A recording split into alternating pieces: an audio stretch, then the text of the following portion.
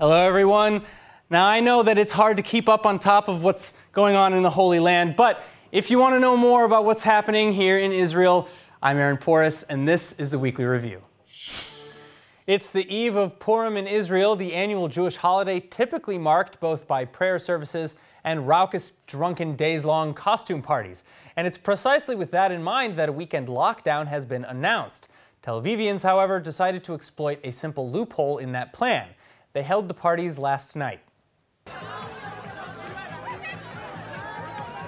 Loud music, bright colors, heavily crowded streets, and free-flowing booze. Hundreds celebrating Purim at parties in Tel Aviv's Carmel Market and Rothschild Boulevard Wednesday night. And in any other year, nobody would bat an eye. But of course, this is not a normal year. Critics blasting the partygoers for the flagrant violation of coronavirus guidelines, which was held just one day in advance of the holidays to avoid the scheduled closures. And Health Minister Yuli Edelstein going one step further, saying, quote, "Those who celebrated at the contagion parties need to know. Any spike in morbidity will go down on your name. Businesses will close down because of you, and any human life lost will be on your conscience." Adding, "Wake up, it's not too late." Then adding insult to injury, just as the party was beginning, Prime Minister Benjamin Netanyahu was saying this. בפורים שעבר הייתה התפרצות מסוכנת שהדביקה המונים, ואתם זוכרים שנאלצנו לסגור את המדינה. אסור שזה יחזור על עצמו. בפורים הזה נהפוך הוא. כולנו מצווים לקיים את הכללים. אנחנו יכולים לשמוח, אנחנו יכולים להתחפש, אבל אנחנו חייבים לשמור על הכללים. Meanwhile, the Prime Minister going on to detail a 5-step exit plan for the country to move past the pandemic. The first stage beginning now with vaccines and the green passports. Over 81% of Israelis already vaccinated with at least one dose. Then the second stage being to gradually reopen more education, followed by stage 3, where the green passports gain more privilege. And finally, stages 4 and 5 include vaccinating the rest of the public over age 16 and then reopening the country fully, hopefully by the end of April. But again, all of this depends on the morbidity rate, which is unfortunately expected to rise in the wake of last night's celebrations and the expected rule violations coming over the weekend. Enforcement is set to be a bit more strict over the coming days, however, with actual lockdown restrictions approved by the cabinet. From tonight until Sunday morning, there will be evening curfews starting at 8:30 p.m. All non-essential businesses will be closed during these hours. Gatherings above 10 indoors, 20 outdoors, and with groups outside the nuclear family will also be banned. And the fines for violating lockdowns or even being present in another person's home is 500 shekels. The only exceptions to the lockdown being for majority non-Jewish communities. שיתוף הפעולה של כולנו מאוד חשוב. לא יכולים לעשות את זה מיטב הרופאים. לא יכולה לעשות את זה הממשלה. לא יכולים לעשות את זה מיטב המומחים ללא שיתוף פעולה של כל הציבור, של כל אחד ואחת מכן. שיהיה לכולנו פורים שמח מאוד, זהיר מאוד ובריא מאוד. תודה. All right, now it's not all bad news and fear tactics with coronavirus today. New reports on the efficacy of vaccines shining a light into the dark. As Israel enters talk.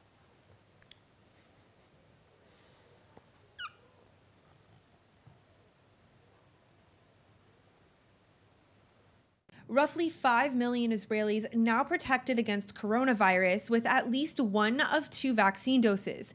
But health authorities still waiting for another 1.2 million volunteers. And as Israel enters talks to even build vaccine production facilities, there's never been more reason to get the jab. A newly peer-reviewed Israeli study, the first of its kind to analyze large sets of real-world data, showing that the Pfizer-BioNTech vaccine is 94% effective in preventing infection, and across all age groups. The results even shocking health authorities. To some extent, yes, we were surprised because we expected that in the real-world setting, where cold chain is not maintained perfectly and the population is older and sicker, you will not get as good results as you got in the controlled setting of the clinical trials. But we did. Our study has shown very clearly in all age groups, including the very old, and in very different age strata, that the vaccine is as effective in all of them. So if you're older, you should get vaccinated. So what's the issue? Well, first, it's that a large portion of the population is still completely ineligible for the vaccines, at least for now. This is definitely not the end of the pandemic.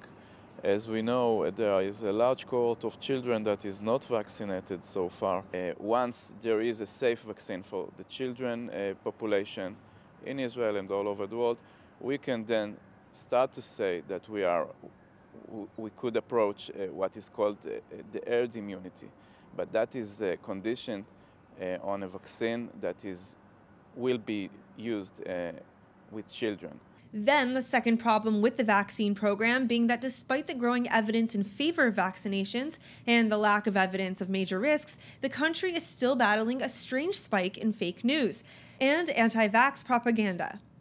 Prime Minister Netanyahu addressing the lies last night.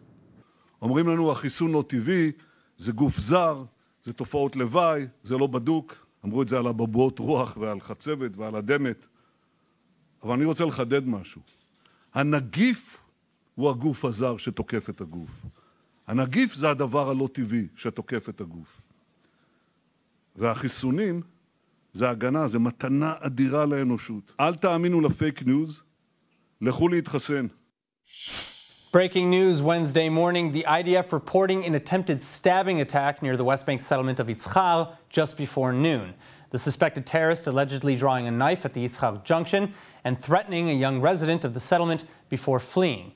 Thankfully, however, there are no injuries reported, and the IDF are continuing their manhunt. ופתאום הולך אלי איזה ערבי, הולך אלי לאט, אני לא מבין מה הוא רוצה, כשהוא מטר ממני שלף סכין. אז התחלתי לצרוח עליו, להשתולל קצת, הבאתי איזה בעיטה באוויר, ראיתי שהוא קפא, אז ברחתי. רצתי איזה 100-200 מטר למעלה, התקשרתי למשטרה, בינתיים הוא כבר הלך. וזהו, בצע, ומאז זה כל האירוע. Searches for a shipping vessel suspected of causing one of the worst ecological disasters in modern Mediterranean history getting closer and closer to completion. So close, in fact, that we can't talk about it. Israel's picturesque Mediterranean coastlines, a staple of the region, now blackened and polluted with thick tar. Nearly 90% of the beaches, some 100 miles along the sea, made toxic by the worst regional oil spill on record. Environmental experts saying that it could take decades to clean, with government officials vowing to find and punish those responsible. But as investigations are closing in on a name, Israeli courts are shutting the mouths of the media, issuing a gag order on all key details of the probe. This including the name of the suspected vessel, its cargo, route, port of origin, and destination, believing that publishing such information may cloud the case, especially as the incident involves a foreign vessel polluting international waters, meaning the probe will be complicated and will have to include Israel's neighbors. Meanwhile, the blame game aside, Israel's cabinet approving Environmental Protection Minister Gila Gamliel's plan to budget 45 million shekels towards the cleanup and conservation efforts. This including regular monitoring and studies, assistance to local authorities and the Nature and Parks Authority to treat polluted beaches and wildlife, transportation, treatment, and removal of waste tar to designated sites, and more. Additionally, Gamliel plans to submit a draft law to create a readiness and response plan for future events. On top of all the government and IDF-led assistance, however, volunteers are still the most valuable resource. Thousands of Israelis arriving every day to help clean the shore of tiny globs of oil already, and it's nowhere near enough. The Nature and Parks Authority then setting up an online registration page where groups can sign up to come and help, and individual volunteers are welcome too.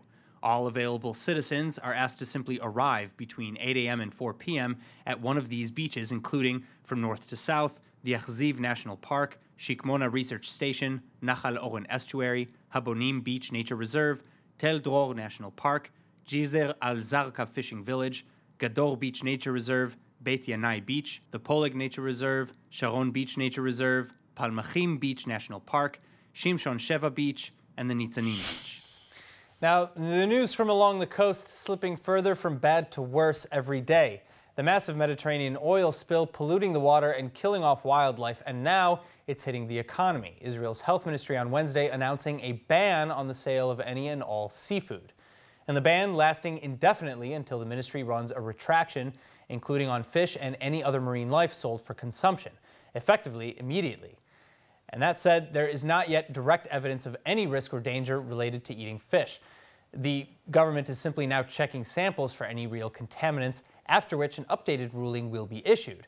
What is absolutely in danger is the shoreline itself. Over 160 kilometers or 90% of the coast now covered in black tar. And the Environmental Protection Ministry is again issuing a call for all hands on deck. complete with a color-coded map of the damages to the shoreline, where citizens are encouraged to simply arrive at the beaches any day between 8 a.m. and 4 p.m. to help. On Sunday, Israel and Egypt striking a historic deal to build a natural gas pipeline directly from Israel to Egypt. The pipeline will be built from Israel's offshore eastern Mediterranean Leviathan field all the way to a liquefaction plant in Egypt. And the plan aiming to boost gas exports to Europe in light of Europe's growing demand. We think there's a new era of peace and prosperity for the region with the Abraham Accords. This began, of course, with the historic peace treaty between Egypt and Israel, but now it is becoming something that can better the lives of all the people in economic terms. And we think that this is a great opportunity for regional cooperation. Egypt, Israel, and the other countries, we are an energy hub. We can supply not only our own needs, but the needs of many other countries. The Leviathan field, discovered in 2010, is estimated to hold 533 billion cubic meters of natural gas, along with 34.1 million barrels of condensate. And Israel began pumping gas from Leviathan to Egypt back in December 2019. Israel is also said to be building a new anti-missile technology in collaboration with the U.S. The new ballistic missile shield, the Arrow 4, will act as yet another layer in the defensive system built with an eye towards Iran. The Arrow system, currently made up of the Arrow 2 and Arrow 3 interceptor missiles, represents the longest range of Israel's air defense network, designed predominantly to shoot down ballistic and cruise missiles, including those that could be used to carry a nuclear warhead or other non-conventional munitions. Defense Minister Benny Gantz calling the partnership a technological and operational leap forward. The Israeli military reported sinking a suspicious naval vessel near the Gaza Strip shore on Monday. The IDF said the Gazan vessel approached a patrol boat, prompting troops to open fire and sink it. As of today, no one is reported to have been injured in the incident. Sources saying that the vessel was spotted off the coast of Khan Yunis and was tracked for a few minutes before being targeted. This is by no means the first instance of such incidents. Over the past few years, the Israeli Navy has thwarted several attempts by militants in the Gaza Strip to launch attacks against Israeli targets at sea.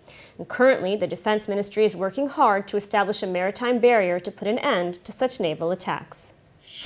Israel, Russia, and Syria, and an unusual tale of three-way diplomacy. Russia helping to facilitate over the weekend the release of a 25-year-old Israeli woman after she illegally crossed the border into Syria, where she was detained and questioned for 2 weeks. לפני כשבועיים קיבלנו מידע על אזרחית ישראלית הנמצאת בידי כוחות הביטחון הסוריים. היא עברה לצד הסורי, על דעתה ובכוחות עצמה, אירוע שעוד נתחקר אותו. מיד התחלנו לפעול להשבתה. הבהרנו לצד השני שמדובר באזרחית ושיש כאן אירוע הומניטרי ולא ביטחוני. ערכנו שיחות של הבכירים ביותר עם מקבילנו הרוסים. And after asking the Russian president for help, Netanyahu says he came through. אני שוחחתי פעמיים עם ידידי, נשיא רוסיה ולדימיר פוטין, ביקשתי את עזרתו להשיב אותה. והוא אכן פעל, ואני מבקש להודות לו על שנרתם שוב להשבת אזרחים ישראלים ארצה. ישראל תמיד עשתה ותמיד תעשה כל מה שביכולתה כדי להשיב את אזרחינו לארץ. The woman apparently suffering from a mental health disorder has tried in the past to cross into the Gaza Strip. In exchange for the 25-year-old originally from Modi'in Eilit, Israel agreed to release 2 Syrian shepherds who had been arrested for crossing the border from Syria into Israel. Reports also emerged over the weekend that the deal had more elements. Israel allegedly agreeing to send $1 million worth of Russian COVID vaccines to Syria, a report that Israel has not confirmed. U.S. Secretary of State Antony Blinken expressed United States support for a two-state solution with regards to the Israeli-Palestinian conflict in a call with Israeli Foreign Affairs Minister Gabi Ashkenazi on Monday night. In the call, Blinken emphasized the Biden administration's belief that the two-state solution is the best way to ensure Israel's future as a Jewish and democratic state, living in peace alongside a viable and democratic Palestinian state, the State Department said in a statement. In a tweet following the call, Blinken wrote, "It was great speaking with Gabi Ashkenazi today to discuss our partnership, regional changes, and Israel's efforts to combat the COVID-19 pandemic. The United States remains unwavering in its commitment to Israel's security." The U.S. Secretary of State also addressed Israeli concerns of bias against Israel in international bodies, saying that the U.S. would continue to oppose unfair and one-sided actions against Israel in the multilateral arena. Despite his assurances, the U.S. under the Biden administration has rejoined the UN Human Rights Council, which former U.S. President Donald Trump withdrew from in 2018. The international UN body has passed more resolutions against Israel than any other country in the world. Iranian Supreme Leader Ayatollah Khamenei said on Monday that while his country has no interest in a nuclear weapon, nobody, not even Israel, would be able to stop them. Khamenei wrote on his Twitter account that international Zionist clown has said they won't allow Iran to produce nuclear weapons. First of all, if we had any such intention, even those more powerful than him wouldn't be able to stop us. At the same time, Khamenei said that Iran may enrich uranium up to 60% purity to meet the country's needs and would not limit its enrichment to 20%, further challenging the 2015 nuclear deal which the current U.S. administration is seeking to re-enter. طرف‌های مقابل این 4 کشور یعنی 3 کشور اروپایی و آمریکا اینها در این حرفایی که این روزها میزنن بیانیه‌ای که صادر کردن ادبیاتی که به کار بردن ادبیات مستکبرانه از موضوع بالا حرف زدن و طلبگارانه. Last week, the Biden administration announced that it was willing to resume talks on the nuclear deal, which the Trump administration withdrew from, but only if Iran were to fully comply with the terms of the original deal, while Tehran is insisting Washington end its sanctions campaign against the country first. Despite the signals from Washington, Iran has so far not shown any indication it is willing to comply. Instead, Iran announced it would start limiting inspections by the International Atomic Energy Agency beginning Tuesday, hailing the move as a significant achievement. IAEA head Rafael Grossi said that while the agreement means less access, the agency would still be able to retain the necessary degree of monitoring and verification work. The U.S. administration's willingness to return to the deal has Israel concerned, as Prime Minister Benjamin Netanyahu has been one of the most outspoken critics of the deal. Despite this, a number of senior Israeli officials from the defense establishment, as well as several politicians, have publicly expressed their support this week of a return to the 2015 deal. Regardless, there's still a long way to go until both sides agree to return to the negotiating table. All right, putting politics aside, Israeli authorities are coming together on a goal that basically everyone can easily get behind, preventing Iran from developing nuclear weapons. Prime Minister Netanyahu, Defense Minister Gantz, and Foreign Minister Ashkenazi then agreeing to form a united front when in talks on the subject with the White House. Alyssa Hugel with the details. ערב חג פורים, אני אומר למבקשי נפשנו, איראן וגרורותיה במזרח התיכון. לפני 2,500 שנה ניסה צורר פרסי אחר להשמיד את העם היהודי, וכשם שהוא נכשל אז תיכשלו אתם היום. לא נאפשר למשטר הקיצוני והתוקפני שלכם להתחמש בנשק גרעיני. For months now, Iran aggressively moving to achieve nuclear breakthrough. On Tuesday, Iran's Supreme Leader Ayatollah Khamenei saying that Iran plans on continuing its 20% enrichment of uranium and will even increase enrichment up to 60%. Such threatening remarks following many other recent violations, sparking great concern throughout the international community. Prime Minister Netanyahu, for one, repeating vows to stand up to Iran as the Biden administration moves towards returning to the JCPOA. איננו תולים את יהבנו בשום הסכם עם משטר קיצוני כמו שלכם. כבר ראינו את טיבם של הסכמים עם משטרים קיצוניים כמו שלכם במאה החולפת וגם במאה הזאת עם ממשלת צפון קוריאה. עם הסכם או בלי הסכם, אנחנו נעשה הכל כדי שלא תתחמשו בנשק גרעיני. Unlike during the Obama years, though, Netanyahu is taking a different, more subtle approach this time around.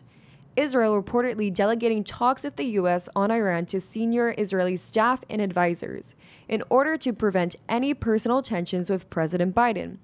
Senior officials explaining that Israel wants to ensure communication channels with Washington remain wide open. The Israeli government has announced it will compensate Yemenite families whose children mysteriously vanished during the early years of the state. Opening up a painful chapter in history, the government on Monday approving reparations for mainly Yemenite families whose children vanished without trace from Israeli immigrant facilities in the 1950s. The government is set to grant each family between 150,000 and 200,000 shekels, that's approximately $46,000 to $62,000. Known as the Yemenite Children's Affair, over 1,000 babies went missing, often after they were taken to health clinics or hospitals. Families were then told that their babies had died but were never presented with any proof of their death. As such, many of these families have insisted that their babies were in fact abducted, only to be adopted by Jewish families in the United States. Over the years, 3 committees of inquiry looked into the tragic matter, but none were able to provide any answers, with some critics claiming the committees covered up the facts. While much of this tragic chapter in history still remains unknown, Prime Minister Benjamin Netanyahu also instructed the Education Ministry to include the story of the abducted children into school curricula. In a statement, Netanyahu said that while compensation cannot atone for the pain the families have suffered, he hopes the government decision will help them find some comfort. Returning now to Jerusalem, one of the Holy City's most famous landmarks getting a badly needed facelift. But don't be too quick to judge. After all, if you were over 3,000 years old and had been attacked 52 times, captured and recaptured 44 times, besieged 23 times, and completely destroyed twice, you'd be lucky to look this good. Judaism's third holiest site, the Kotel, also known as the Second Temple's Western Wall, is finally starting to really show its age.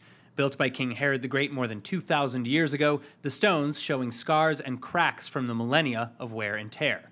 Conservators from the Israel Antiquities Authority then beginning heavy conservation work, such as injecting the stones with limestone-based grout to preserve and reinforce them. החומר שאנחנו מזריקים לכותל מוסיף לחוסן הפיזי שלו, ולמעשה להבטיח את ההמשך הקיום שלו מאות שנים, אלפי שנים קדימה, גם לדורות הבאים. IAA head conservator Yossi Vaknin adding that this is the best possible method of healing the stones. Generally speaking, the wall is inspected twice a year ahead of Passover and Rosh Hashanah, and in preparation for millions of visitors, with all operations carried out to ensure that the Western Wall continues standing tall for another 2 millennia. האבנים של הכותל הם אבנים חיות. כמו שכבר נאמר, יש אבנים עם לב אדם. אבני הכותל נושאות איתם אלפי שנות היסטוריה. ראו מראות שעברו על ירושלים, וכמובן שכל מי שמגיע לכותל מתחבר גם לרגש שהכותל מעביר. And that's it for ILTV's weekly review. I'm Aaron Porras. See you next week.